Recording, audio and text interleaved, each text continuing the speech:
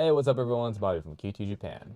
And in this video, I'm going to talk about my most recent and first ever photo exhibit. The exhibit was held at a local shop called the Marble Room, and my friend Shinsuke is the owner of it, as well as several other clothing shops throughout the area. He offered me to just host the photo exhibit there for free, and I thought, well, it's a really good opportunity and it'd be just a waste to just let it slide. So I thought, okay, I think I can do it. I have enough photos from the last 5 years of being in Okayama.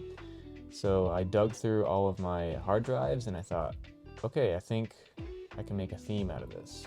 I ended up going with the concept of appreciation and gratefulness for all the friends and communities that I've been able to make in this pretty wonderful area of Japan. You're probably wondering about budget. Yeah, I spent about $500 in printing alone, and luckily that was pretty much the most I spent. I really enjoyed the quality of it. I printed them all at Asano Camera here in Okayama City, and it was really fun. I printed from A3 size all the way to 2L size. I do think just going to a camera shop and just seeing for yourself what your digital photos look like in a physical form, it's really important. So that was one thing. I spent the rest on just double-sided tape, construction paper, print paper, that kind of stuff. It really wasn't that much. In terms of preparation for the event, yeah, I spent a good couple of days just, like I said, going through hard drives, thousands of photos from the last several years here, and then making the collage pieces and stuff. So I do recommend if you have time, just really set aside a good chunk of it so that you are definitely sure about the photos that you're going to use, and yeah, give yourself as much kind of creative liberty as you can. Now, in terms of setup time, I went to Marble Room the day before the exhibit, so I started at 12 p.m. and then I left at 7:30 p.m. And of course my lovely wife helped me for several hours during that time. But for the most part, I was alone, and so that was just barely enough time to set up. I must have printed over 200 photos. Really just putting up the tape and deciding on how I'm going to construct everything on the wall. That took up a lot of time. So I do recommend, if you have time, just use it wisely. In terms of finishing touches, so once you have all the photos hung up, my wife had a really good idea about getting fairy lights, getting a Bluetooth stereo. It kind of adds to the comfort and the ambiance and everything.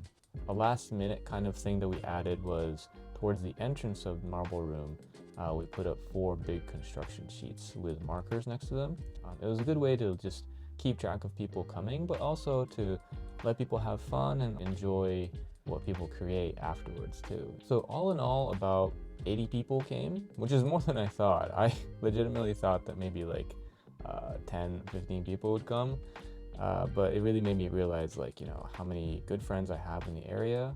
And also a lot of people couldn't make it to the event because they're either busy on the weekend or I really didn't do a good job of PR. So I should have just spread the word a good month before the event, just gone through all the social networks, just really even contacted the city halls in the area, maybe newspapers and stuff, just to let them know it's hey, this is happening. And on the off chance that these organizations decide to come, that's extra PR for me and the people that I'm representing. And so that's something that I would do differently, and I suggest you do too. Some suggestions that I heard from my friends, other artists, was definitely sell things. Nothing to be ashamed of to sell your artwork, especially to people that support you and that love you. So next time I would probably maybe sell some prints, posters, maybe make a calendar or postcards. Yeah, just something to kind of help offset the costs of the event, and also to help spread your own work and your brand too.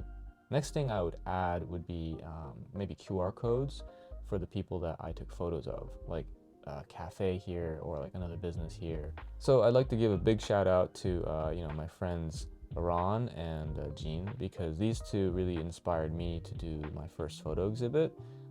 Looking at your guys' work and all the stuff that you guys do really does keep me motivated, and so I really appreciate your help. Number 2 shout out, of course, is to Shinsuke and Fujiwara-san and everybody at Marble Room. Yeah, you guys are super helpful, and yeah, I can't express enough how much I appreciate the opportunity. And lastly, I'd like to thank everybody, all my friends and fans and new friends that I made during this exhibit, for just showing all your love and support.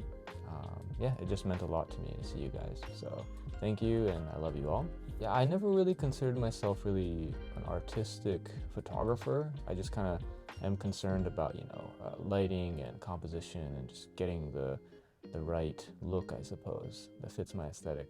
Doing these types of events really makes me think about stretching my creative muscles, and trying to become more expressive with this art form. So I'll probably try more and more film photography, using strobes maybe. It's, I think, a good challenge to set for yourself, to have these type of events, to really just kind of see what you can do. Yeah, it was great fun. And again, thanks to everybody for supporting me. And this is not the typical video for Q2 Japan, but I promise that there will be more to come from this channel on Japanese culture and traditions. So you guys be safe out there, take care, and catch you next time.